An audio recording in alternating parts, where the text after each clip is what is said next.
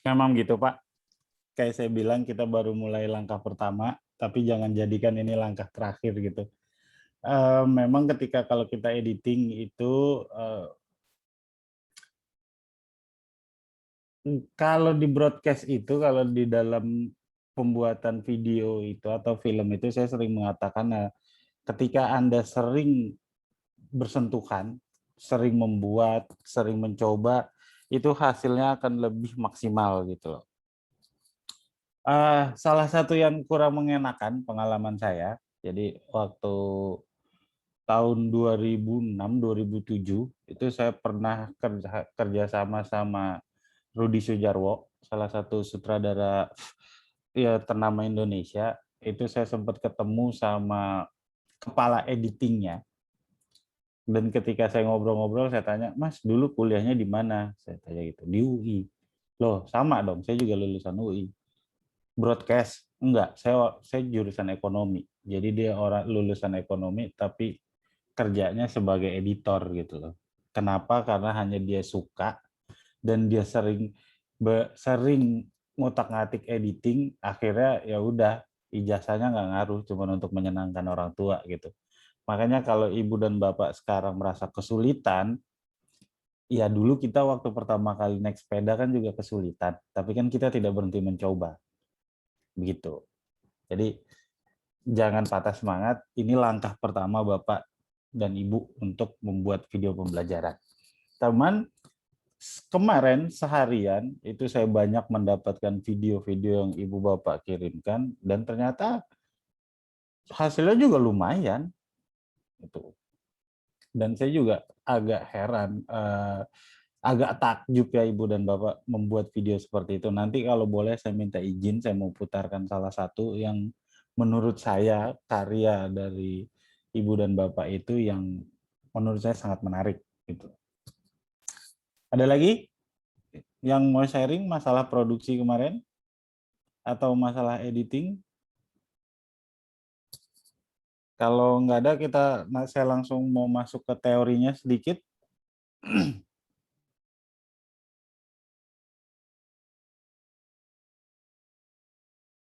Saya lanjut aja ya kalau gitu ya. Nanti kita kayak seperti biasa, kita langsung kalau ada yang mau nanya silakan raise hand. Jadi nggak usah nunggu sesi, takutnya lupa gitu. Eh, Memang hari ini kita mau buat rencananya praktek editing, tapi eh, kayaknya nggak enak kalau saya tidak menyampaikan sedikit mengenai teori editing ini.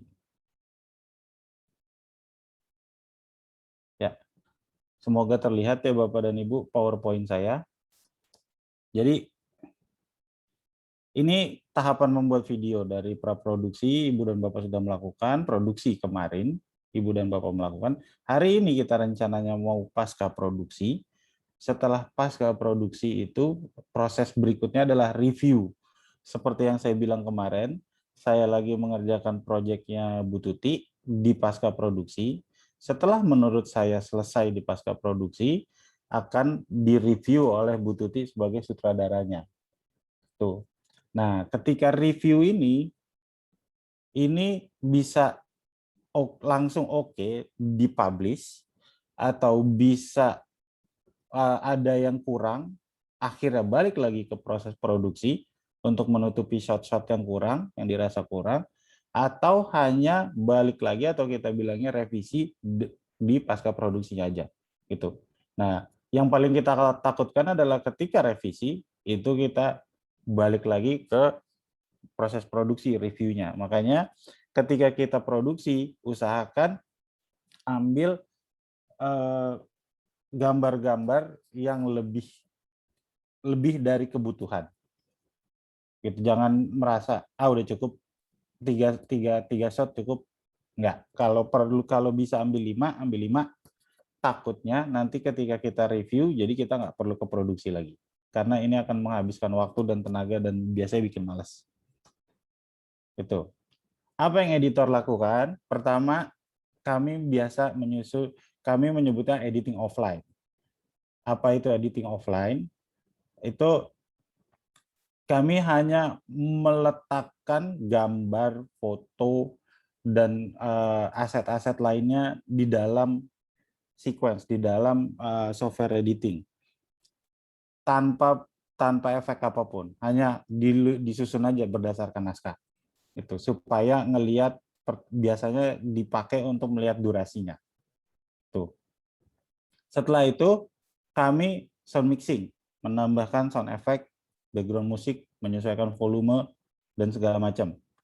Itu. Jadi ketika editor, kadang-kadang kita sebagai editor itu suka menganggap bahwa suara ini bukan bagian dari kerjaan kita. Enggak, suara ini tetap bagian dari kerjaan kita. Jadi bukan hanya gambar, bukan hanya animasi, bukan hanya foto-foto. Setelah selesai sound mixing, masuklah ke kita menambahkan grafis animasi sesuai dengan naskah yang telah dibuat. Nah, ketika grafis animasi ini, di proses ini kita menyebutnya online editing. Itu sudah masuk semua, itu sudah mulai terlihat produksi, hasil editingnya seperti apa, grafis animasinya, semua segala macam. Setelah itu preview dengan sutradara, dan terakhir diekspor untuk dipublish. Nah, Ibu dan Bapak tidak perlu melakukan langkah-langkah seperti ini semua. Karena biasanya ketika kita membuat video pembelajaran, terutama talking head, bisa digabungkan dengan editing offline langsung dengan grafis animasi. Setelah selesai, baru ditambahkan sound mixing, baru ditambahkan lagu dan semua segala macam. Ini umumnya yang kami lakukan di Pusdatin. Tapi ini tidak harus dicontoh dalam editingnya. Nah, tugas utama editor memindahkan hasil syuting dari kamera ke dalam hard disk. Kalau kita menggunakan kamera, kalau kita menggunakan DSLR, handycam dan kamera video lainnya. Tapi kalau handphone kan dia biasanya udah langsung ada di handphone. Menjaga continuity of time, movement dan sound suatu adegan. Maksudnya gimana? Kalau continuity of time itu ketika kita pertama kali syuting itu pagi, ya shot berikutnya pagi, habis itu siang, habis itu malam. Jangan pagi, malam, siang. Itu continuity of time-nya udah berantakan. Logikanya sudah tidak masuk di situ. Gitu. Continuity of movement, pergerakan. Jadi kalau gerakannya nggak pas, biasa kita sebutnya jumping. Continuity of sound, ya kalau misalkan ketika kita syuting lagi ada orang membangun, berganti shot, ya tetap suara orang lagi membangun rumah itu tetap masuk. Itu. Setelah itu menciptakan tempo perpindahan gambar yang sesuai dengan suasana dan adegan. Ini salah satu tugas terpenting dari seorang editor. Maksudnya tempo itu apa? Maksudnya jadi ketika kita nonton film horor, ketika kita nonton film action, atau ketika kita nonton film drama, itu pasti kita merasakan berbeda. Kalau film action itu perpindahan gambarnya cepat. Ya, kalau untuk film horor atau drama, biasanya dia perpindahan gambarnya lama. Gitu. Jadi kalau ibu dan bapak, apalagi membuat video pembelajaran, jangan ketika sedang menyampaikan materi, setelah menyampaikan materi, misalkan ibu dan bapak membuat video pembelajaran model talking head dengan memasukkan grafis. Di grafis itu ibu dan bapak menampilkan dua kalimat. Jangan setelah ibu dan bapak selesai membaca dua kalimat itu, gambarnya langsung berpindah. Jangan. Ingat, beri waktu ke penonton atau ke siswa untuk membaca apa yang ibu dan bapak mau sampaikan. Jadi kalau saya biasanya, kalau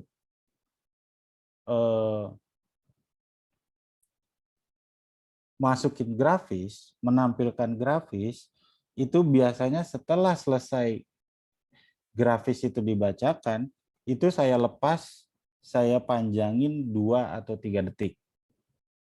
Supaya penonton bisa membaca. Apa sih maksudnya grafis itu? Maunya apa? Tapi ini balik lagi ke tujuan dan tempo Ibu Bapak membuat. Saya share sedikit sebentar, ini salah satu contoh yang sangat menarik yang saya suka.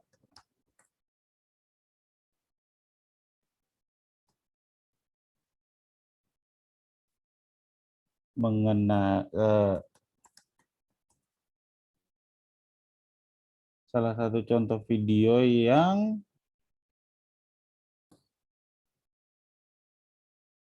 pas untuk contoh perpindahan tempo dan grafis animasi.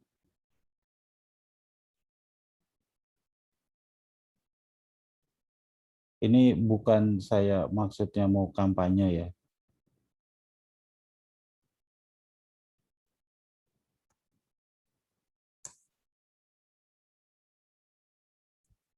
Sudah kelihatan kan ya video ya? Udah. Cuman suaranya belum suara. Suaranya belum masuk? Belum. Jadi pada saat share screen dirimu belum klik. Udah diklik share audio. sound sebelah kiri bawah kan? Ya, itu harus diklik udah. Udah. Oke, play lagi coba.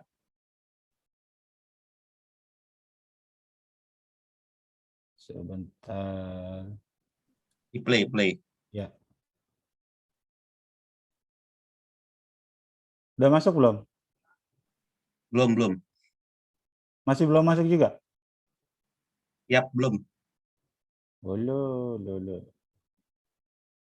Coba ganti yang lain dulu.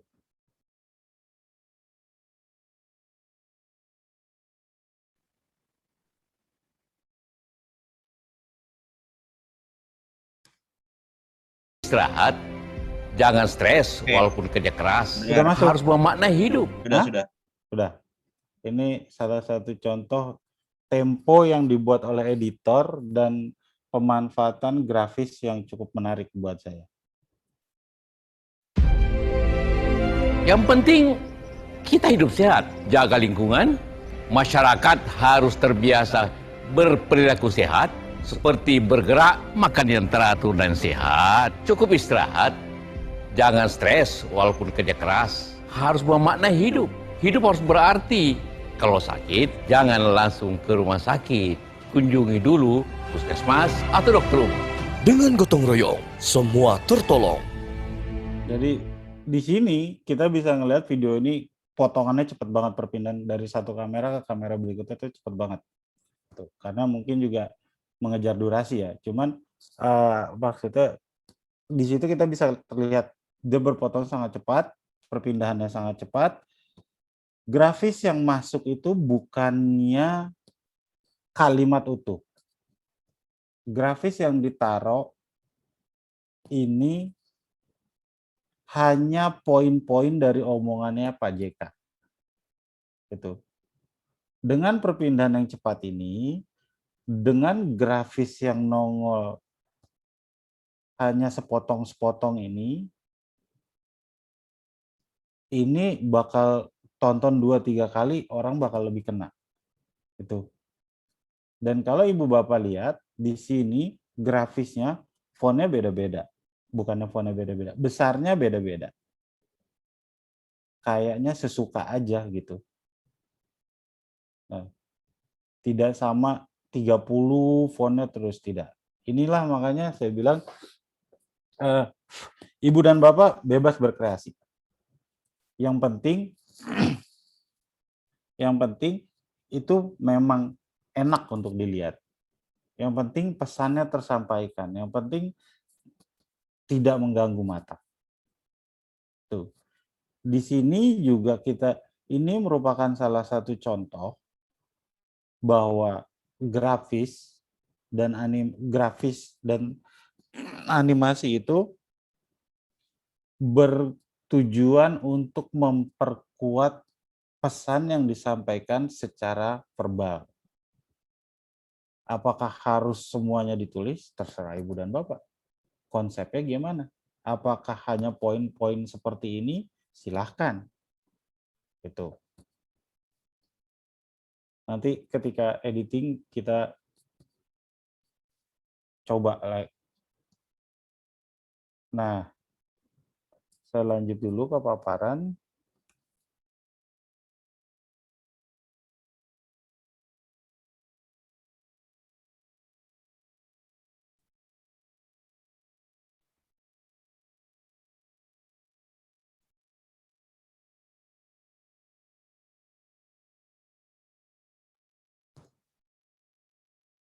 Setelah kita menciptakan tempo perpindahan gambar yang kita mau sebenarnya emosi apa yang ingin kita sampaikan kepada penonton, tugas editor berikutnya adalah memilih sound effect yang mendukung dengan adegan. Sound effect dan musik itu sangat berperan dalam menciptakan bahasa Arabnya nilainya berapa kali menciptakan emosi yang bisa dirasakan oleh penonton. Maksudnya gimana? Maksudnya ketika kita membuat sebuah film action, itu pasti sound effect-nya, background musiknya itu dengan tempo cepat. Iya, siapa yang raisen? Pak Bayan.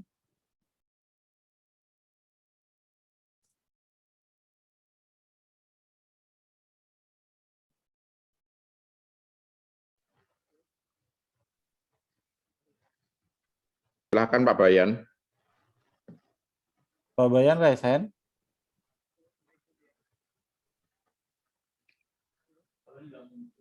Suaranya belum masuk, Pak Albayana dari SD Muhammadiyah Denpasar, Sen Albayan. Silakan diaktifkan Pak mic-nya. Sudah dibuka mic-nya Pak Bayan. Halo, Assalamualaikum. Waalaikumsalam warahmatullahi wabarakatuh. Iya, terima kasih Pak. Ini ada beberapa yang akan saya tanyakan terkait dengan penulisan di video. Jadi pertanyaannya begini, kemarin dari Ibu Alawiyah itu sudah menjelaskan tentang beberapa macam format video. Nah, yang ingin saya tanyakan, apakah setiap penulisan font di semua format video itu kita bebas sekehendak hati kita yang seperti yang disampaikan oleh Bapak tadi? Apakah memang begitu, Pak? Iya, Pak. Berarti tidak ada aturan baku tentang penulisan font berarti, Pak ya? Aturan bakunya cuma satu, Pak. Enak dilihat aja. Enak dilihat, siap. Betul. Jadi kayak saya bilang kemarin, ini kerja seni, yang namanya seni itu nggak biasanya aturannya abu-abu. Gitu. Saya pertama kali saya masuk di editing di Pusdatin, saya itu mendapatkan saya di bawah seorang koordinator namanya Pak Iman Subukti. Salah satu karya beliau itu pernah menang di Festival Film Cannes Prancis. Hari pertama saya masuk ke bagian post-pro-nya Pusdatin, saya ketemu sama beliau, saya tanya, Pak, ajarin saya ngedit dong, saya bilang gitu. Terus dia bertanya sama saya, kamu udah bisa motong? Udah, Pak. Kamu udah bisa mindahin gambar? Udah, Pak. Tahu di mana terletak bin musik, gerak-gerakin gambar, gede kecilin? Tahu, Pak. Ya udah, nggak ada yang bisa saya ajarin.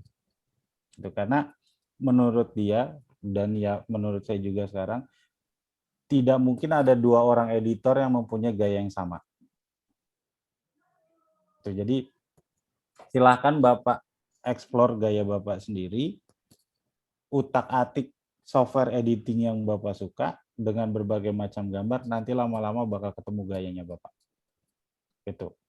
walaupun Bapak misalkan berdua sama teman Bapak sekarang mengikuti pelatihan hari ini berdua, setahun kemudian, walau ketika masih mendalami, masih suka membuat video pembelajaran, dan berprofesi sama sebagai editor, itu pasti berbeda.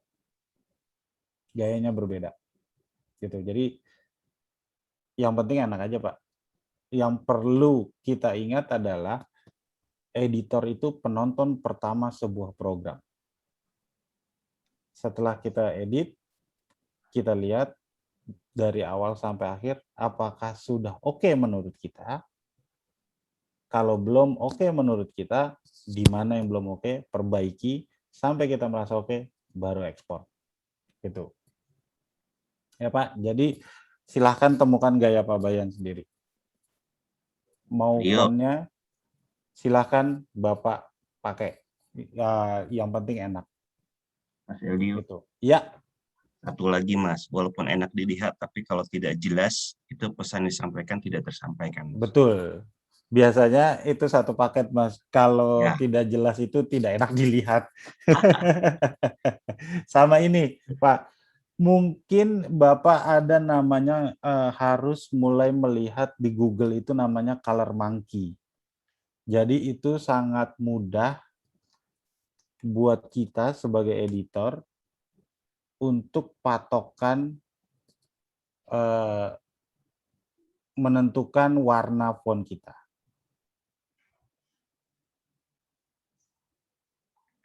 Saya coba cari dulu sebentar.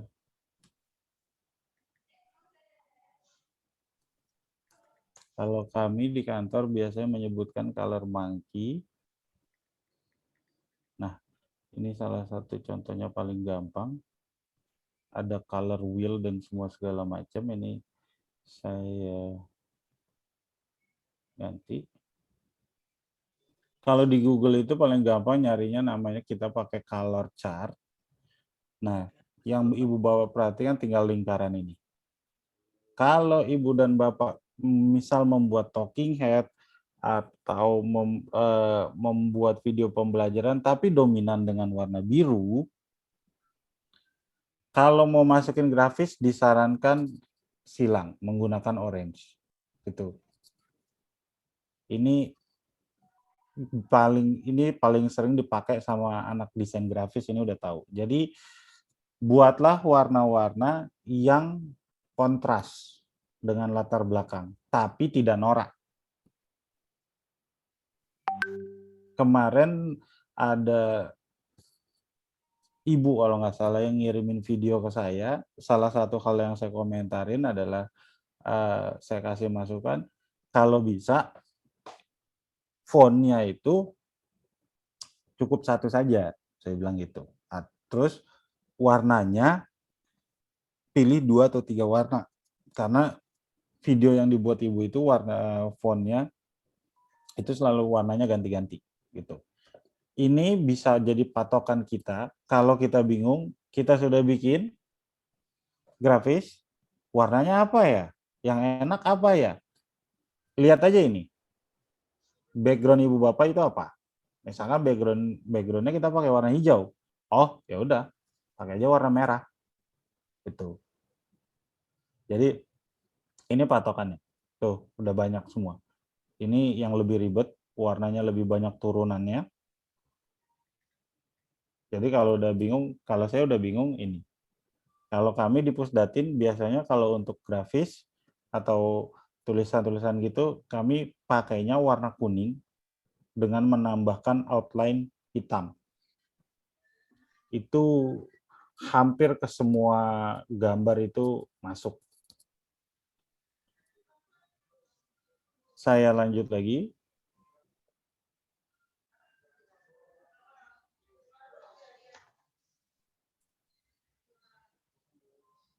Nah, setelah memilih BGM dan sound effect, kita tonton. Apakah hasilnya sudah sesuai dengan yang kita mau? Paling gampangnya dosen saya itu pernah ngomong, kalau Anda membuat sebuah video, kalau Anda mau tahu apakah video itu bagus atau enggak, Ingat 4 huruf, dia bilang gitu. Jadi prinsipnya itu huruf KISS atau disebutnya KISS. Keep it simple and stupid. Jadi maksudnya buatlah sebuah video,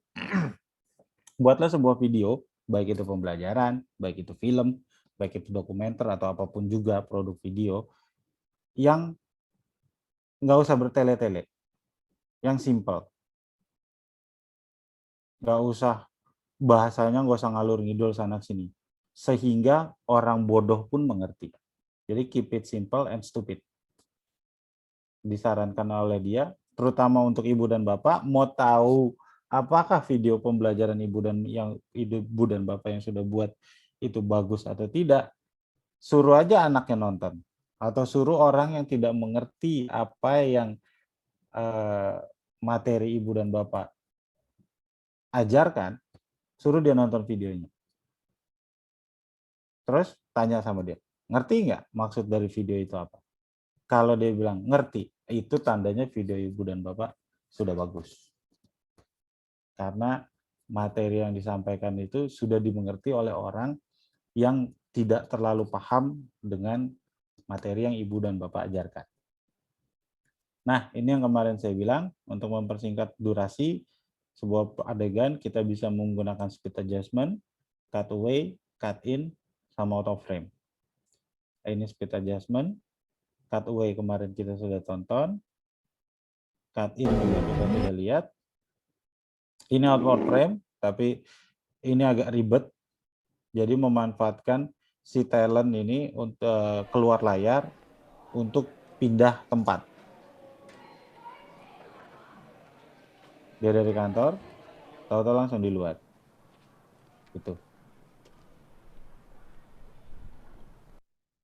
Membuat grafis dan judul berikutnya. Ini yang agak tricky nih sebenarnya.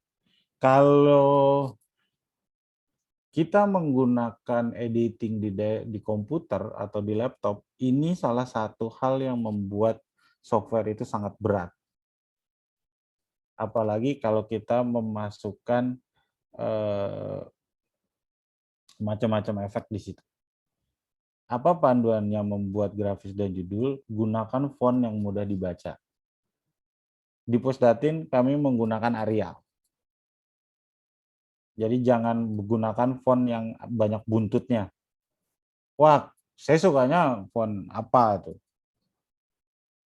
Cuman ingat, ini dikonsumsi untuk orang lain dan biasanya kita hanya sepintas. Gitu. Jadi gunakan font yang nggak banyak buntutnya, yang jelas wujudnya. Karena sekarang kan kebanyakan nonton udah pakai handphone, layarnya jauh lebih kecil. Jangan memindahkan buku ke dalam video. Maksudnya kalau bisa yang masuk di grafis itu poin-poinnya aja, gitu. Jangan, biasanya apa yang kita omongkan itu ditulis grafis. Kalau bisa itu sekarang mulai dirubah kebiasaannya. Jadi apa yang kita omongkan, intinya apa sih? Itu aja yang masuk grafis. Kayak video JK tadi. Ini salah satu aturannya. Gunakan paham 3 kali membaca cepat atau 1 kali membaca sangat lambat untuk menentukan durasi kemunculan grafis. Tuh.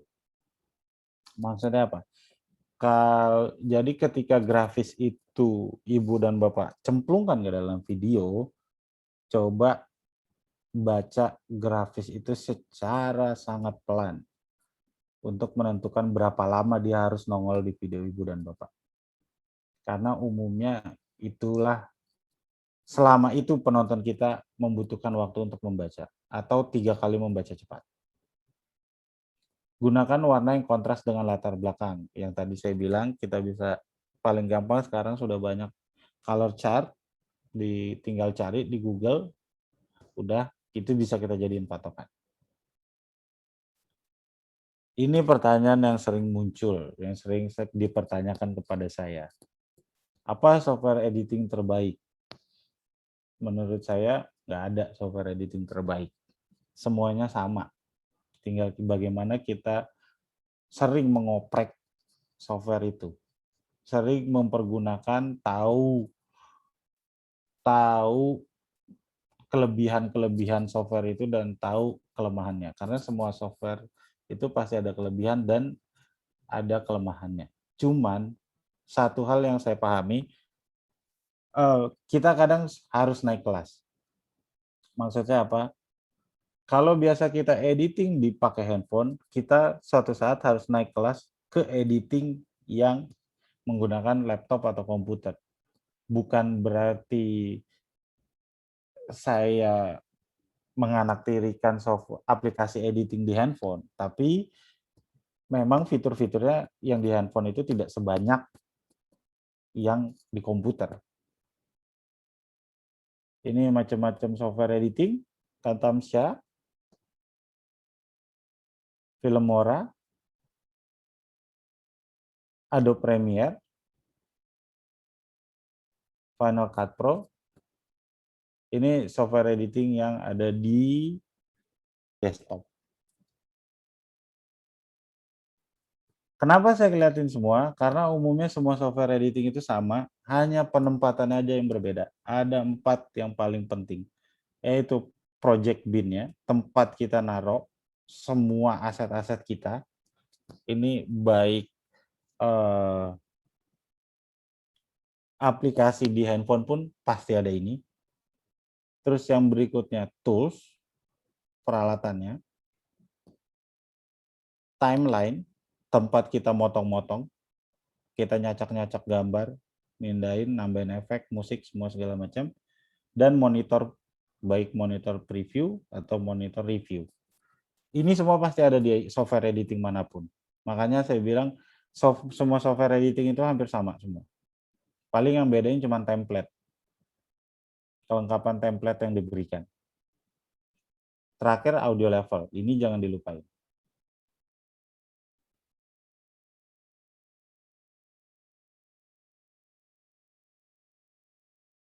Ini software editing untuk handphone.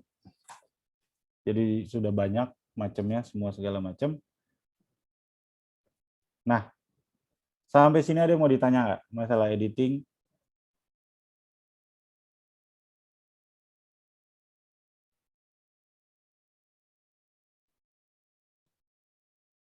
Masalah aplikasi editing yang full version?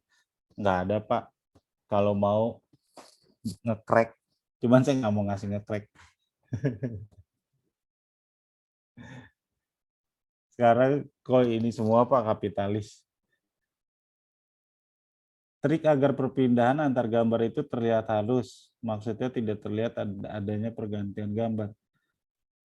Kalau itu harus ini kalau Pak Muslikatun, ini Ibu atau Pak Muslikatun Umami, itu semua itu harus kita lakukan mulai dari produksi. Kalau dari produksinya sudah tidak beres, nanti kelihatan jumping. Itu. Oh, Ibu. Ya. Itu. Instrumen lagu-lagu yang digunakan yang ada di YouTube Studio, Pak. Jadi kalau sekarang itu kalau hanya untuk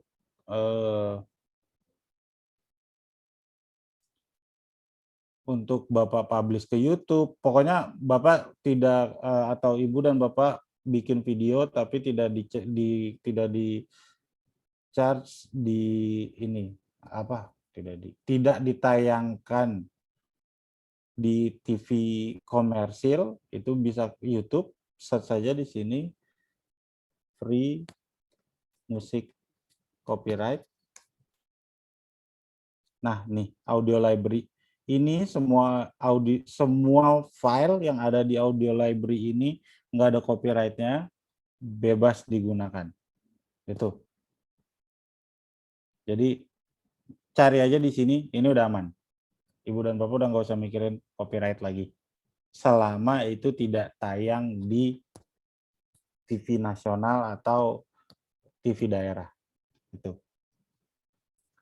Untuk green screen yang bisa dijangkau HP aplikasinya apa Pak? Kalau saya biasa pakai KineMaster. Barusan saya cek KineMaster sekarang juga udah ngebuka HD-nya ya, atau mungkin karena saya baru trial. Tuh. Nah, Bapak, bagaimana agar video tidak gerak-gerak, kabur, atau goyang? Hasilnya ketika diganti background dari green screen ke background yang kita inginkan. Harusnya sih enggak, Pak. Harusnya sih enggak ada masalah.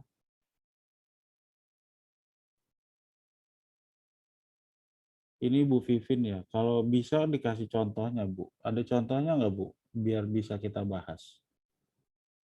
Kita edit pakai spek rendah, ada saran nggak, Pak? Kalau spek rendah, sarannya Windows Movie Maker, Pak. Tapi Windows Movie Maker, kalau saya disuruh ngedit pakai Windows Movie Maker, mending pakai aplikasi, Pak. Alamat color di Chrome tadi apa ya? Search saja color chart. Nanti dia langsung nongol. Color chart, terus ganti gambar. Nanti dia langsung nongol. Ada videonya dari apa? Bisa di copy ke sini nggak linknya, Bu Vivin? Ini bukan ya? Untuk aplikasi editing paling ringan yang mana ya Pak? Saya punya film Flora, tapi saat rendering seringnya membutuhkan waktu. Betul Pak, rendering itu memang salah satu hal yang paling menyebalkan Pak. Saya bahkan pakai MacBook Pro ini untuk render program 30 menit aja itu kadang membutuhkan waktu hampir 1 jam. Render itu memang paling menyebalkan, Pak.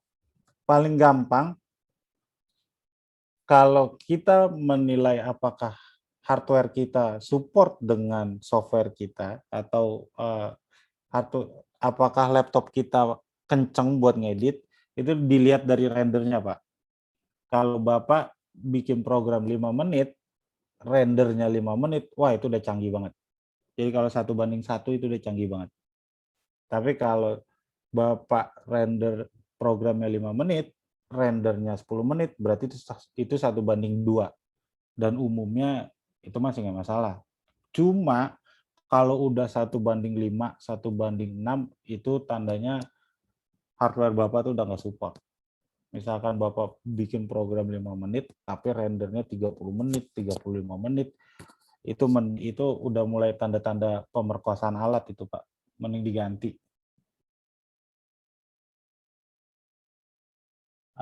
Pak, dari berbagai software yang ada, menurut Bapak mana software yang lebih mudah tapi hasilnya bagus digunakan?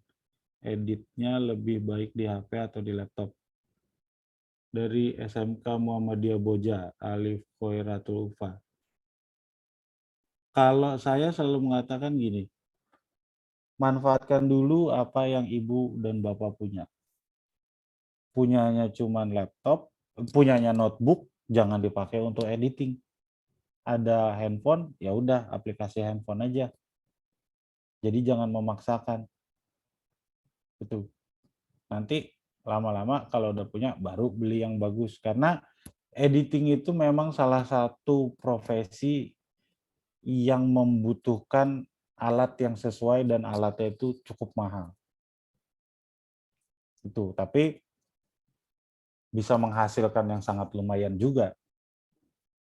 Makanya jangan maksa.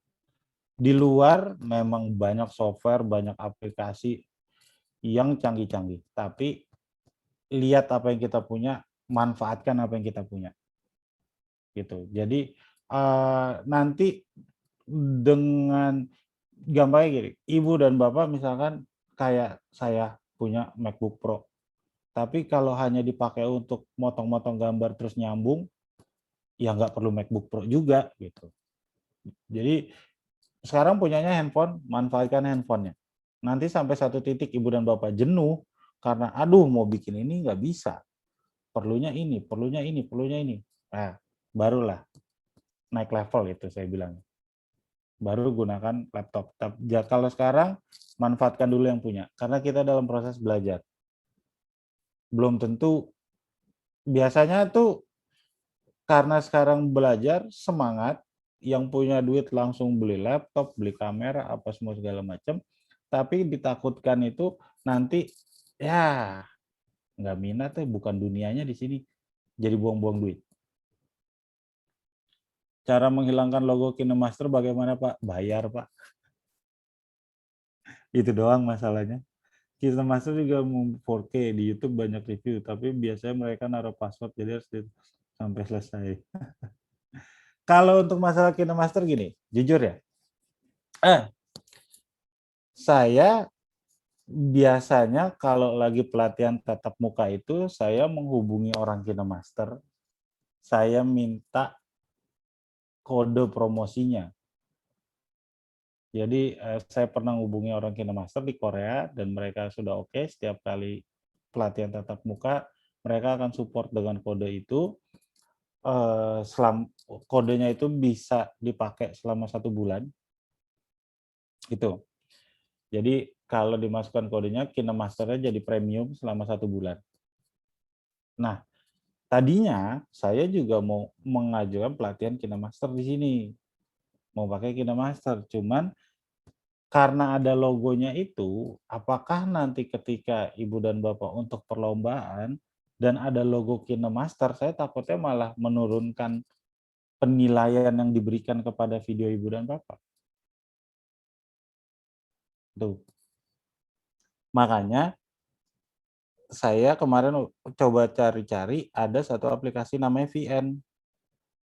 Dan itu ketika ekspor tidak ada logo sama sekali. Kalau ditanya, saya juga baru pakai VN. Sekarang nanti kalau tujuannya untuk perlombaan, gimana kalau kita coba pakai VN aja yang tidak ada watermarknya gitu. Jangan sampai Ibu dan Bapak udah bikin video yang bagus, cuman gara-gara saya ngajarinnya KineMaster, ada logonya, nilai yang diberikan jadi turun. Nanti saya yang disalahin. Ngedit menggunakan Filmora semua feature yang ada agar hasilnya baik. Kalau dijelaskan panjang ya Pak, untuk Filmora itu. Biasanya kalau ini tatap muka sih. Backsound yang baik berapa persen agar imbang pembicaraan? Nah, dari SD Muhammad Sokonandi Andar. Ukuran backsound yang baik berapa persen agar imbang antar pembicara? Kalau bicara bahasa teknis, saya biasanya kalau pembicaranya itu levelnya minus 12, saya biasa pakai audionya minus 18. Kalau enggak, biar gampangnya dibikin setengah aja Pak, atau sepertiga. Jadi pembicara, audio backsound itu levelnya sepertiga dari audio pembicara. Oh, Ibu dan Bapak, kalau ngedit, kita lagi masukin backsound, jangan biasakan kita ngeditnya pakai handsfree atau pakai headset. Hasilnya bakal berbeda. Ketika kita pakai headset atau pakai handsfree, itu audio langsung masuk ke lubang telinga kita. Noise-nya diminimalisir sekali.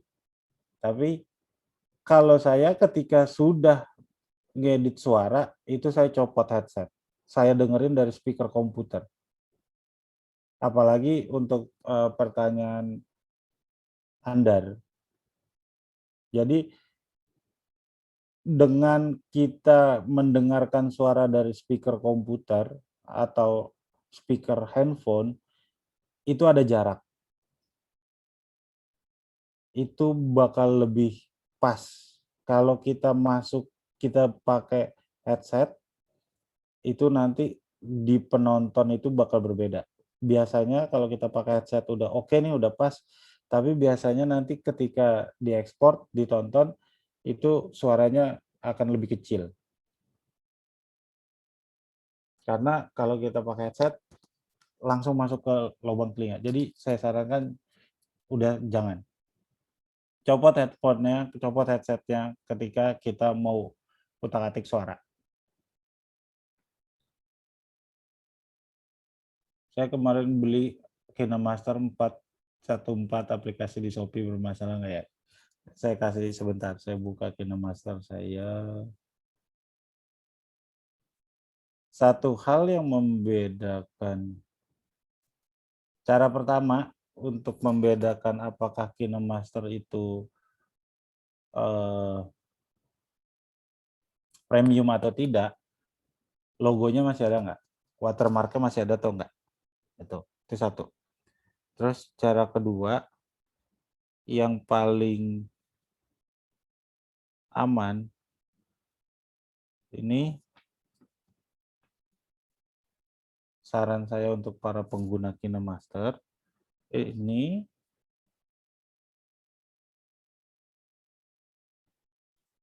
KineMaster yang baru saya download. Nah, ketika kita mau ngedit, itu buka nih settingannya, roda gerigi.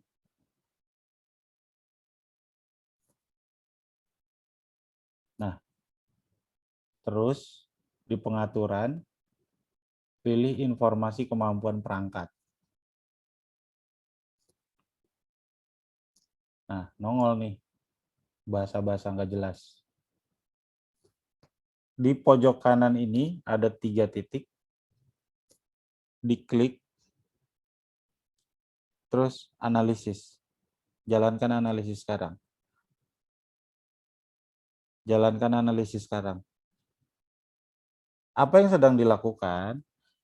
Yang dilakukan adalah KineMaster, si software ini sedang memeriksa hardware handphone yang ibu dan bapak. Tujuannya apa? Tujuannya supaya KineMaster ini bisa membatasi seberapa berat sih handphone ibu dan bapak itu boleh bekerja. Jadi ini salah satu pengamannya si KineMaster supaya kita tidak abuse atau tidak memperkosa handphone kita. Ini salah satu feature yang paling saya suka di KineMaster gitu. Jadi ketika ibu dan bapak biasakan untuk analisis performanya dulu baru ngedit.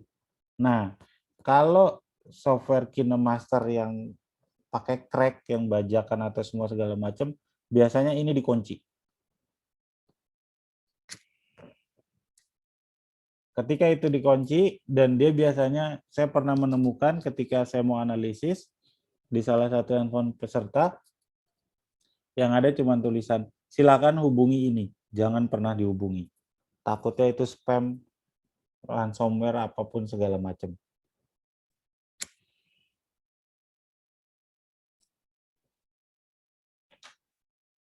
Tungguin aja, dia mau analisis berapa lama, biarin. Nanti kalau udah selesai, tinggal dilihat.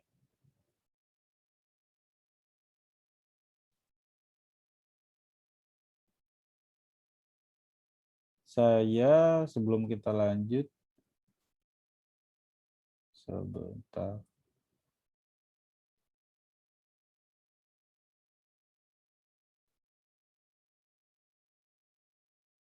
Nah, ketika selesai, nongol ini. Apa artinya? Saya bisa ngedit video Full HD, 1080 pixel. Handphone saya bisa ditumpuk video sampai 8. Kalau handphone yang di bawah, biasanya ini bervariasi. Ada yang cuma 3, ada yang 2. Bahkan kalau handphone zaman dulu yang RAM-nya 500-an, ini cuma 1. Ininya mati. Tuh. Nah, angka-angka ini bisa berubah tergantung banyak atau sedikitnya memori di handphone ibu dan bapak yang kosong. Jadi semakin lama handphone ibu dan bapak dipakai, ini semakin bisa berubah. Gitu. Kalau udah lama nggak ngedit, mau pakai KineMaster, saya sarankan jalankan analisis dulu supaya lebih aman.